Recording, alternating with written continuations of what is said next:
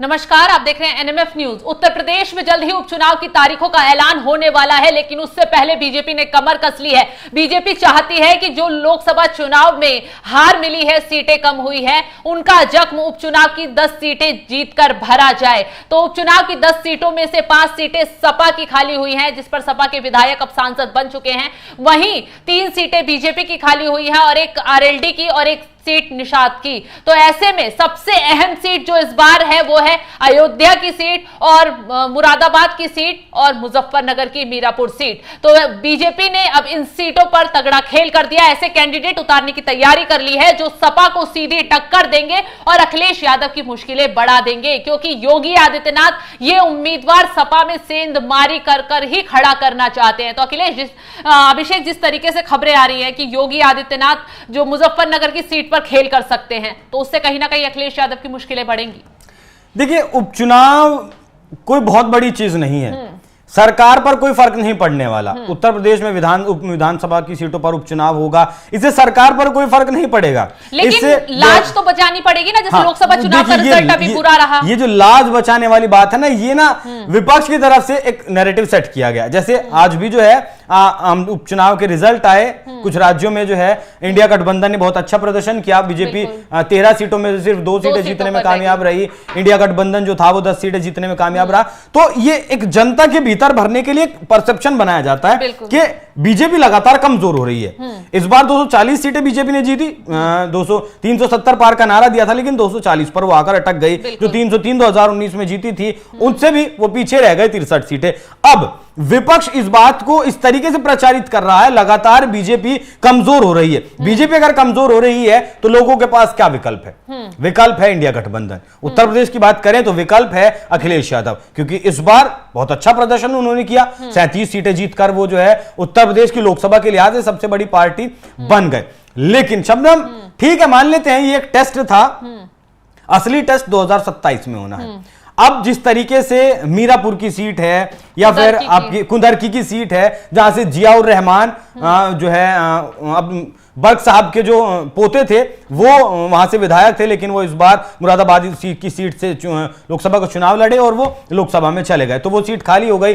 अब कुंदरकी सीट पर शबनम 64%, 64% मुस्लिम जो है उस आबादी उस सीट पर है। तो बताइए उस सीट पर कौन कैंडिडेट जीतेगा? समाजवादी पार्टी मुस्लिम कैंडिडेट को टिकट देगी, जाहिर सी बात है वो जीत जाएगा। लेकिन बीजेपी ने सेंधमारी की तैयारी क्या कर ली है? बीजेपी ने मुस्लिम कैंडिडेट को उतारने की इस बार तैयारी कर ली है, क्योंकि अगर मुस्लिम कैंडिडेट बीजेपी वहां उतारती है तो मुस्लिम वोट बटेगा, बाकी का जो बचा हिंदू वोट बैंक जो बीजेपी का है वो बीजेपी को मिल सकता है, तो जीत का समीकरण बन सकता है। जैसा कि आपने बताया कि उस मुस्लिम कैंडिडेट के लिए भी बीजेपी ऐसी कोशिश कर रही है कि वो सपा का ही कोई नेता हो। सेंधमारी कर सकती है बीजेपी, इसमें कोई बहुत बड़ी चीज नहीं है। कोई नेता तोड़ सकती है या फिर कोई पूर्व नेता हो उसे दे सकती है।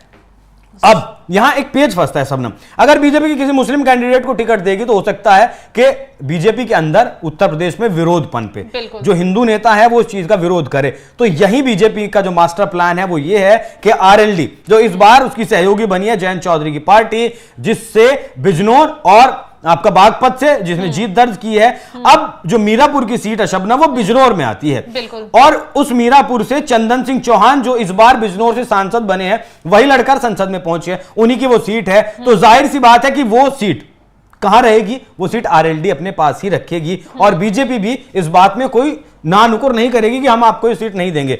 कुंदर की सीट को भी उस आरएलडी को दिया जा सकता है 1%। बात चल रही है जो बीजेपी के प्रदेश अध्यक्ष हैं भूपेंद्र चौधरी, वो लगातार साठगांठ में जुटे हुए हैं। वो रणनीति बना रहे हैं कि किसी तरह उम्मीदवार कहां से खड़े किए जाए और किन उम्मीदवारों का नाम फाइनल किया जाए। सपा के जो खबरें आ रही हैं अभी सूत्रों के हवाले से कि सपा के कुछ मुस्लिम नेता उनके संपर्क में हैं, उनसे बातचीत हो रही है, और वो नेता अगर कहे जा रहे हैं तो कि बीएसपी में पहले मंत्री थे, अब वो अखिलेश यादव के साथ हैं, और कोई पीस पार्टी के नेता हैं वो अखिलेश यादव के साथ है। तो उन दोनों से बातचीत तलाशी कहा जा रहा है, सूत्रों के हवाले से चल रही है। और भूपेंद्र चौधरी जल्द ही कोई बड़ा खेल सपा में सेंधमारी का कर सकते हैं। तो अखिलेश यादव के लिए उपचुनाव में जितना वो कॉन्फिडेंस थे ना लोकसभा चुनाव के नतीजे आने के बाद, तो वो अब खेल होने वाला है उनके साथ, और उन्हें बुरी खबर सुनने को मिल सकती है। देखिए कहावत है कि दूध का जला छाछ भी जो है फूक फूक कर पीता है। बीजेपी के भी साथ यही है। उत्तर प्रदेश सबसे बड़ा उसका राज्य है, उसका गढ़, लोकसभा के लिहाज से सबसे बड़ा राज्य है, विधानसभा के लिहाज से जो है उसके पास उत्तर प्रदेश है। ऐसे में उत्तर प्रदेश से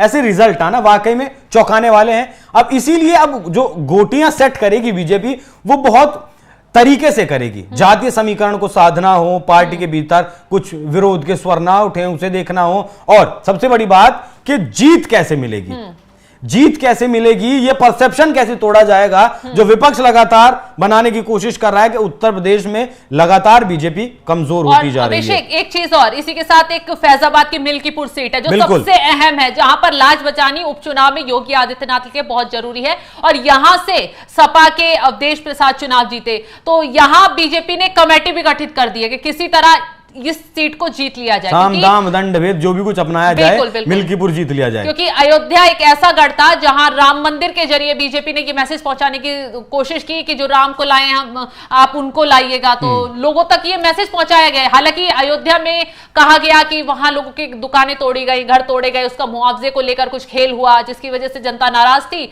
और वो नाराजगी शायद अब दूर करने की कोशिश योगी आदित्यनाथ की तरफ से की जा रही है। लगातार वहां दौरे भी हो रहे हैं अधिकारियों के, नेताओं के, तो किसी तरह अब मिल्कीपुर सीट को जीतने की कवायद योगी आदित्यनाथ ने शुरू कर दी है, क्योंकि वहां लाज बचानी बीजेपी के लिए बहुत जरूरी है। अभिषेक, बिल्कुल, जिस तरीके से आप हारे वो अयोध्या का जिक्र करते हैं बार बार, हालांकि वो फैजाबाद की लोकसभा सीट थी, फैजाबाद से हारे। अयोध्या का जो विधानसभा क्षेत्र है वहां से बीजेपी जीत कर निकली है, लेकिन जिस लोकसभा क्षेत्र में अयोध्या आता है वो भले ही हार गए हैं, हार गई बीजेपी। अवधेश प्रसाद जो मिल्कीपुर से विधायक थे वो इस बार अयोध्या से फैजाबाद से जीतकर संसद में पहुंचे हैं।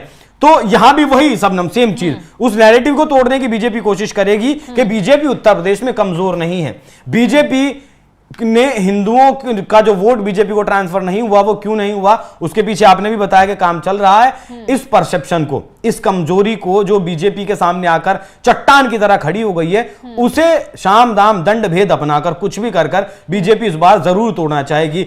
10 की 10 जितनी भी उपचुनाव विधानसभा सीटों पर होना है, 10 सीटों पर, उनमें से अयोध्या की सीट बहुत जरूरी हो जाती है उत्तर प्रदेश के लिए जीतना। उत्तर प्रदेश में ये संदेश देना, क्योंकि बहुत गलत तरीके से राहुल गांधी भी चीज को प्रचारित कर रहे हैं कि जो एक कैंपेन अटल बिहारी वाजपेयी के समय से या फिर लाल कृष्ण आडवाणी के समय से राम मंदिर का एक जो किला खड़ा किया गया था, उसे इस बार इंडिया गठबंधन ने तोड़ दिया है, ध्वस्त कर दिया है। तो विपक्ष बहुत ज्यादा हमलावर है फैजाबाद की सीट को लेकर, अयोध्या के नाम से प्रचारित कर। लेकिन मिल्कीपुर सीट अगर बीजेपी इस बार उपचुनाव में जीतती है तो हो सकता है थोड़ा बहुत डैमेज कंट्रोल करने में कामयाब रहे।